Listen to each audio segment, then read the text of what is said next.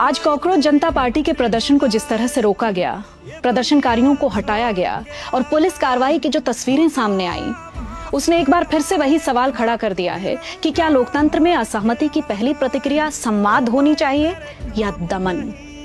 जब इतनी बड़ी संख्या में युवा शिक्षा, रोजगार, परीक्षाओं, अवसरों और अपने भविष्य जैसे सवाल लेकर सड़क पर उतरते हैं तो उन्हें सिर्फ भीड़ समझ लेना सबसे बड़ी भूल हो सकती है, क्योंकि इतिहास बताता है कि किसी भी देश की दिशा तब बदलती है जब उसका युवा सवाल पूछना शुरू कर देता है।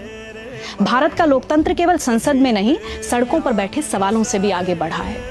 माना हर आंदोलन सही नहीं होता, हर सरकारी फैसला भी गलत नहीं होता, लेकिन हर आवाज को सुना जाना चाहिए, क्योंकि संवाद का विकल्प ना लाठी हो सकती है, ना आंसू गैस और ना ही खामोशी।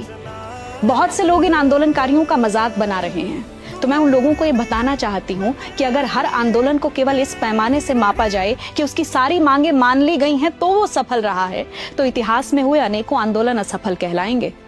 किसी भी आंदोलन की सफलता की कसौटी ये है कि वो आंदोलन समाज को सोचने पर मजबूर कर दे, वो सत्ता को जवाब देने पर मजबूर कर दे, वो आने वाली पीढ़ियों के लिए नए सवाल छोड़ जाए।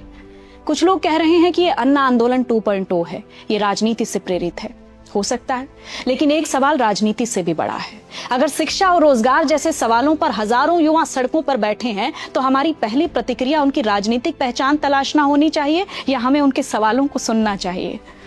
इतिहास गवाह है, हर बड़े जन आंदोलन के साथ राजनीति जुड़ी है, लेकिन किसी आंदोलन के आसपास राजनीति का होना उसके मुद्दों को अपने आप गलत साबित नहीं कर देता। आखिरकार भीड़ में कौन खड़ा है उससे ज्यादा महत्वपूर्ण यह है कि वो किस सवाल के लिए खड़ा है।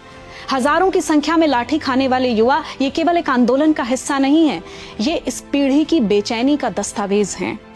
राजनीति को अब युवाओं के पक्ष में बदलना होगा, क्योंकि अगर युवाओं की आवाज संसद तक नहीं पहुंचेगी तो वही आवाज कल और बुलंद होकर लौटेगी। याद रखिए, लोकतंत्र की पहली शर्त संवाद है। जब सत्ता संवाद से इनकार कर देती है तब नागरिक संघर्ष का रास्ता चुनते हैं। लाठी रास्ते खाली करवा सकती है, आंसू गैस भीड़ को तितर बितर कर सकती है, विचार को नहीं मार सकती। अगर हर असहमत आवाज को राजनीति, प्रोपेगेंडा, जेनजी का ड्रामा कहकर टाल दिया जाएगा तो सवाल खत्म नहीं होंगे, सिर्फ और बड़े होकर लौटेंगे। लोकतंत्र तब मजबूत होता है जब सवाल पूछने वाला नागरिक भी सुरक्षित महसूस करे और जवाब देने वाली सत्ता भी मौजूद हो। लोकतंत्र तब नहीं हारता जब लोग सवाल पूछते हैं, लोकतंत्र तब हारता है जब सत्ता जवाब देना छोड़ देती है।